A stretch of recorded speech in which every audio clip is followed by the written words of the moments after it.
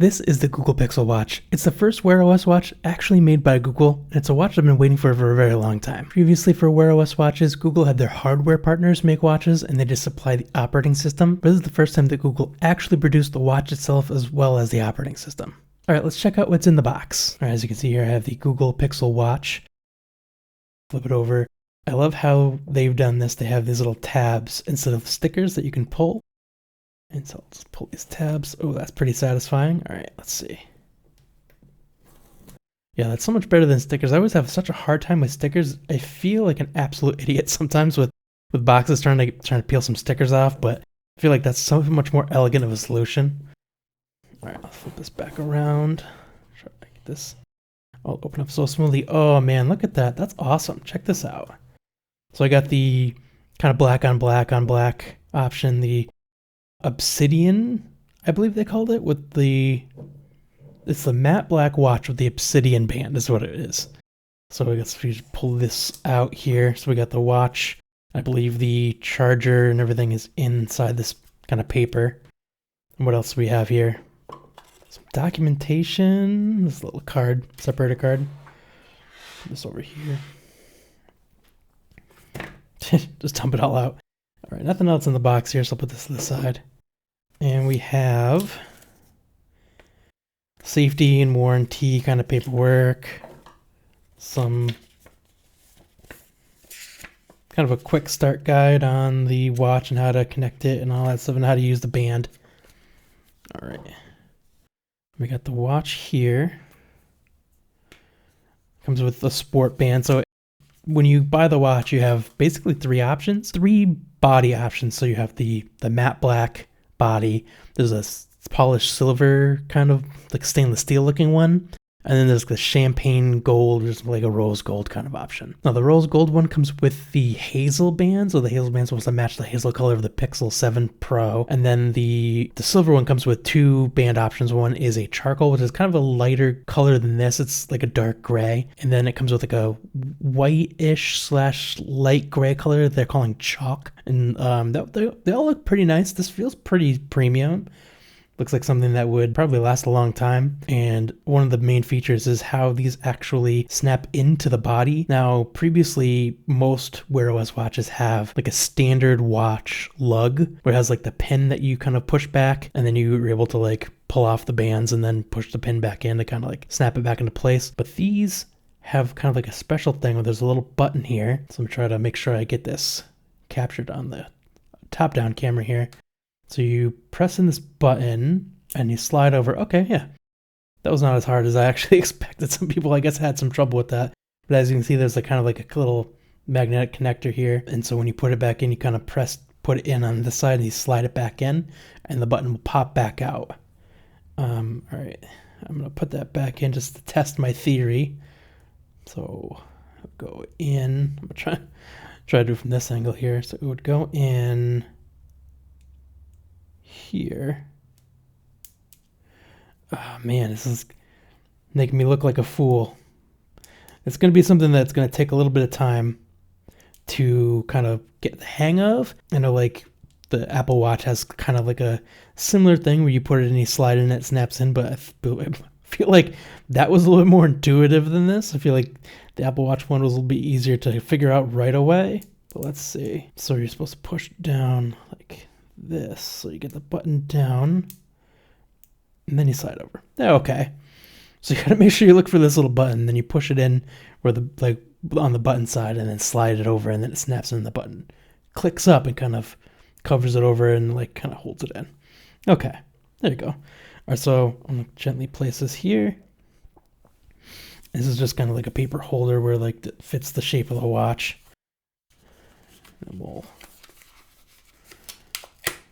pop this guy open and we get the charger. And so unfortunately it's not a Qi charger, not a regular wireless charger. I guess in some ways the technology is the same, but it's not. You can't just pop this thing on a wireless charger and just charge it, which I feel like is a weird choice. It is a USB-C on the other end, so I mean that is kind of nice. But from what I understand, if the watch doesn't detect something special that's in this particular charger, the official charger, it doesn't charge. But you should be able to put it in any direction, and it's supposed to just kind of stick to it. Magnets aren't like super strong, so if you just pull it gently, it just comes right off. You plug this end into like just a regular USB-C adapter for the wall, and then that's how you would charge it. Just pop it back on here, and then it would just charge. So it's similar to like something like the Apple Watch, or I believe the Samsung ones do the same thing, where it's kind of sort of magnetic, clips to the back, and then charged wirelessly, considering it's kind of like right up against it. So I mean, not technically wirelessly, not technically at all. But all right, let's turn the watch on and let's see if we can pair it. Now, weirdly enough, I actually use my phone to record these videos. So I'm going to have to take this down and stop this part of the recording and go from just the top down until I get it all paired up, and then I can stick the phone back up there and you'll see my face again. But let's take care of that right now. All right, and we are back. So we got the watch and my phone, my cute little pup Luna as my background. And let's see. As far as I understand, you just hold the button and the watch should turn on. Yep, there we go. And when it powers up and it's fully powered up, it should pop up on my phone to prompt me to set up the watch. Kind of like a fast pair for Bluetooth headphones, or like if you have AirPods and an iPhone, when you open up the case, it'll prompt you to press something on the phone to pair it, or with like the Google Buds, the Pixel Buds, I mean, when you flip open the case, actually I have mine right here, so when you pop them open, it's supposed to pop up on the screen. I already have mine paired, so it's not going to be like, hey, pair them, but that's how it works. It works essentially the same way as that. It may take a minute. I'll just let it go and boot up, and once that screen comes up, I'll cut to that point, so you don't have to wait alongside with me. Something I totally forgot is the other part of the band here. I believe this is the smaller band, so if you have a smaller wrist, that is something that you want to connect instead of the regular size band. Oh, cool, made a little noise. There you go, perfect. Google Pixel Watch. Go to Google Play. Oh, I gotta download it. I should have downloaded this app earlier. That's all right, my internet's pretty quick, so this should only take like a second. There we go. Wow, that was fast. 972-873, yep. Yes, allow. If you don't allow it, I'm pretty sure you can't use most of the features of this watch, so let's allow it. I usually just say agree to that.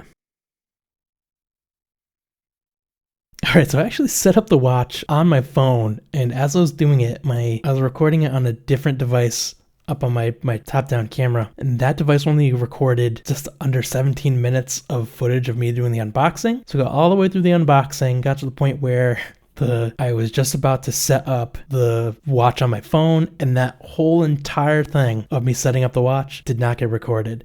The audio did, because I recorded through Audacity on the computer, so that recorded the entire time. But unfortunately, this didn't record, and because I had to do it on the phone I do my normal recording with, I missed out on all that. But essentially, when you turn on the watch, it pops up on the phone. You set it to say yes, you want to set it up. There's a bunch of instructions on what to go through. If you've ever done a Wear OS watch before, it does a lot of the typical stuff, but a lot more of the setup is on the phone than on the watch itself. And this actually, the whole process, even though it was new to me and I had to go through it a little bit slower than every time I had to kind of reconnect my other watch, it was kind of a quick process. You tell it what you wanted to agree with for like the Google location stuff, for the voice stuff. If you've already set up the voice for Assistant on your phone, it can just go by that. So you just agree to it and it automatically will enroll that for you. And then you just have to install Fitbit if you want to use Fitbit. But if you use Google Fit, you can use that instead. But you do have the ability to use Fitbit with the free version, and then if you pay monthly, I think it's like $10 a month, you get more features with it, but you don't have to pay for a Fitbit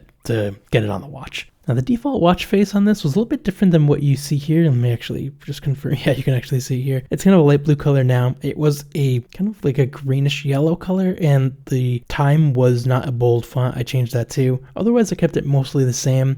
And that's something you can actually do on the phone instead of on the watch. So it gives like a much bigger screen to actually do all the configurations. You'll see like kind of like a mock-up of what it will look like on the watch. And then once you hit save, that change happens nearly immediately on the watch. I mean, it was pretty much I hit save, and before I could even think about how long it might take, it was already loading up onto the watch, which is really fast. That's awesome. My initial impressions, it is a little bit small for my wrist. As you can tell, it does look a little bit small. I'm used to this watch, and I'm going to pull it out here. This is the TicWatch Pro. I talked about this in the other recording, so I'm not sure if that came across in any way, but if not, well, I'll just mention that this is what I used to wear, and it's clearly a bit bigger, but if you really look at it, the entire watch face of the Pixel Watch kind of fits in where the screen is on this watch. So this watch is really like just one really big chunky bezel around the outside, whereas the Pixel Watch, it does have kind of a bezel, but you can't really tell from inside. Although I do wish that it gave you a bigger option. I would have gone with like a 44 millimeter instead of the 41 this came in, but maybe that's a change they'll put in the newer versions, Pixel Watch 2, what have you. But so far I think the watch is pretty cool. I'll come back in a couple weeks and make a video about what I really truly think after I've tested it out, done a bunch of configurations, worn it every day for several days, and got notifications and made calls on it, and tested out all this stuff, and I'll let you know if it's something that I truly do recommend. So far it does seem really cool. This does look really cool, and I'll let you know. But I'm glad I did get a nice little upgrade with the Pixel Watch. If you're really into technology as much as I am and you like things like the Pixel Watch, I'll be making a lot more videos just like this one, so if you go ahead and click here, you can subscribe, and otherwise, I'll see you on the next one.